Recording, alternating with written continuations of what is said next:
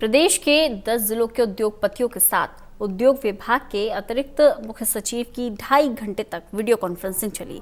इस बातचीत में सरकार ने इंडस्ट्री को अपनी 50% मैन पावर के साथ काम शुरू करने की पेशकश की, पर ऐसा करने में आने वाली दिक्कतों पर ज्यादा चर्चा न होने से उद्यमी खिन्न दिखे। सरकार की पेशकश पर फैसला लेने के लिए पानीपत के उद्यमियों ने शनिवार को सुबह 11 बजे बैठक बुलाई है।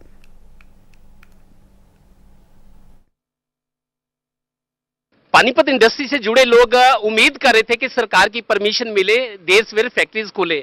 आज इंडस्ट्री डिपार्टमेंट के एसीएस टीवीएस प्रसाद से पानीपत के लीडिंग उद्योगपतियों की बातचीत हुई है। क्या बातचीत हुई है? साहब, आप तो उद्योगपति है और विधायक भी हैं यहाँ के। किस तरह की बातचीत हुई, क्या आश्वासन मिले? सरकार ने आज एसीएस हमारे उनके साथ इंडस्ट्री की मीटिंग थी, वीडियो कॉन्फ्रेंस थी, जिसमें शायद 10 या 12 जिले इस कॉन्फ्रेंस में थे। पानीपत उसमें एक था और पानीपत के सभी इंडस्ट्रियल एसोसिएशन, सभी प्रमुख यहाँ के नागरिक जो हैं, जो इंडस्ट्री को चलाते हैं, वो सभी इस मीटिंग में थे। सरकार ने अपनी योजना बताई है अभी, और हम लोग सब इस योजना को आज अपनी अपनी जो एसोसिएशन हैं, चाहे ब्लैंकेट एसोसिएशन, चोडी है, स्पिनिंग है या एक्सपोर्ट है, कोई भी डाई हाउस की एसोसिएशन है, ये लोग अपने अपने वापस जाके अब इस मीटिंग से अपनी अपनी एसोसिएशन में इस बात को रखेंगे कि उनके सुझाव क्या है। और कल सुबह हमने एक बैठक 11 बजे अपने सभी इंडस्ट्रियल भाइयों की एसोसिएशन की यहाँ पे पीडब्ल्यू ड्रेस में 11 बजे की रखी है। जो नई गाइडलाइंस होम मिनिस्ट्री की आई थी 2 दिन पहले, उसमें कुछ लोग इंडस्ट्री से जुड़े कंफ्यूज थे, कौन सी इंडस्ट्री खुलेगी नहीं खुलेगी। आज 2 दिन तक भी समझ नहीं आए। इस आज वीडियो कॉन्फ्रेंस से कुछ क्लियर हुआ क्या? आज उससे क्लियर हुआ है कि एक तो ये था कि जो इंडस्ट्रियल एस्टेट्स हैं वो चलेंगी या नहीं चलेंगी, कन्फ्यूजन था, लेकिन उससे क्लियर हुआ कि इंडस्ट्रियल एस्टेट्स चलेंगी, लेकिन कुछ गाइडलाइन के साथ चलेंगी।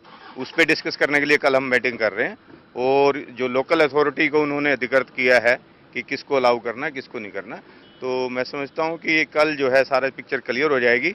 लेकिन बेसिकली इंडस्ट्रियल एस्टेट्स में जो यूनिट हैं वो चलने का प्रावधान आ गया है।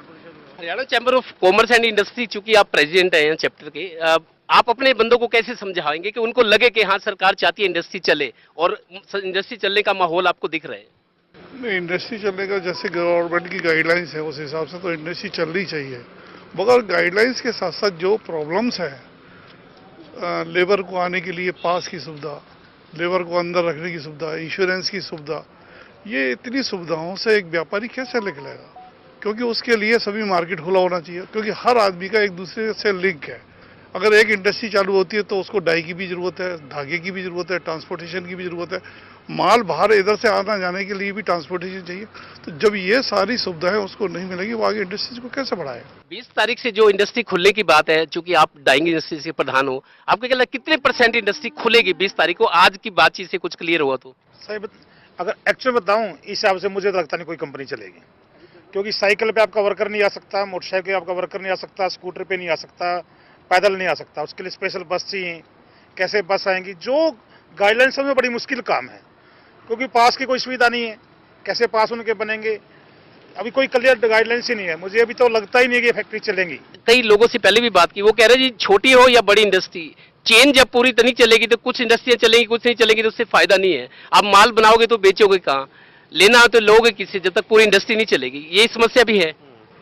एक चीज तो आज इस मीटिंग में क्लियर होगी कि कई दिन से ये भ्रम चल रहा था, जो एरिया कारपोरेशन पर चलता पड़ता उसमें शायद इंडस्ट्री नहीं चलेगी, लेकिन ये तो आज इन्होंने क्लियर कर दिया, इंडस्ट्रियल स्टेट जो भी है वहाँ इंडस्ट्री चलेगी। नहीं, कन्फ्यूजन तो है। एक्चुअली क्या है, इंडस्ट्री कोई भी चले, जब तक पूरी सप्लाई लाइन नहीं मिलेगी हमारे को। मान लीजिए सप्लाई चेन है, आप इन भी चाहिए, इंडस्ट्री को आउट भी चाहिए, प्रोडक्शन के लिए आपको सब मटेरियल चाहिए, ऑयल भी चाहिए, स्पेयर पार्ट्स भी चाहिए। अगर कुछ इंडस्ट्री का कंटिन्यूस प्रोसेस है, वो अगर कंटिन्यूस चलेगी तो ही कामयाब है। मान लीजिए आप एक शिफ्ट में चलाएं और आप कहीं सेकंड शिफ्ट में बंद कर दो तो पॉसिबल नहीं है। ये अधूरी राहत है या कहेंगे कुछ काम चलने लायक है? पानीपत एक बड़ी छोटी लघु इंडस्ट्री है, कोई बहुत बड़ी इंडस्ट्री नहीं है। हमें जिस हिसाब से सरकार ने आज हमारे से डिमांड रखी है या इंडस्ट्री से डिमांड रखी है, उनको देखते हुए जो छोटी छोटी इकाइयाँ हैं, जैसे कि हम लोगों ने चैम्बर की तरफ से एक प्रस्ताव रखा था कि जो पानीपत के इंडस्ट्रियल सेक्टर बने हुए हैं, जो sector 25 part 1, 25 part 2, 29 part 1, 29 part 2 और ओल्ड इंडस्ट्रियल एरिया, इसमें जितनी भी इंडस्ट्री है वो सारी मीडियम स्केल की इंडस्ट्री जाता है।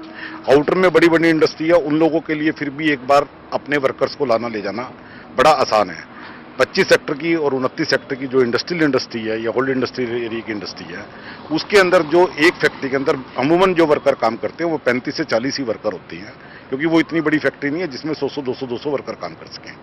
सरकार ने कहा आप अपनी 50% वर्कर के साथ अपनी फैक्ट्री स्टार्ट कर सकते हैं, तो हमने कहा कि हम उसके लिए एग्री हैं, क्योंकि मीडियम यूनिट के अंदर अभी, क्योंकि जैसे पिछले 1 महीने से लॉकडाउन चल रहा है, हमारे पास शायद वर्कर्स की प्रॉब्लम भी रहेगी, काम भी शुरू होते होते तकरीबन 5 से 7 मई लग जाएगी। तो हमारा सरकार को एक ही सुझाव है कि जब इंडस्ट्री शुरू की जाए तो वो, क्योंकि पानीपत एक दूसरे से जुड़ा हुआ सेक्टर है, यहाँ पे धागे के बिना एक्सपोर्ट नहीं हो सकता, खड़िया नहीं चल सकती, डाई के बिना डाई हाउस नहीं चल सकता, पैकिंग के बिना मटेरियल नहीं जा सकता। तो इसलिए एक बड़ा सिंपल सा सुझाव है कि सारी इंडस्ट्री को 9 बजे से 6 बजे तक का एक टाइम दिया जाना चाहिए। आज वीडियो कॉन्फ्रेंस की मीटिंग जो उद्योगपतियों की एसीएस इंडस्ट्री से हुई है, थोड़ी बहुत लगता है किस्तों में राहत मिल रही है, लेकिन कल फिर 11 बजे प्रमोद विज जो यहाँ के विधायक भी हैं, बड़े उद्योगपति हैं, कल सारे उद्योगपति मिलकर कल अपनी एक बैठक करेंगे और जो कुछ ऑफर्स दिए गए, कितना कुछ इनको और दिक्कत आ सकती है या कुछ अधूरे मन से फैक्ट्री खोलने को तैयार है, कल की मीटिंग इस लिहाज से इंपॉर्टेंट है। सहयोगी श्रीनिवास के साथ देवेंद्र कथुरिया, टोटल न्यूज, पानीपत।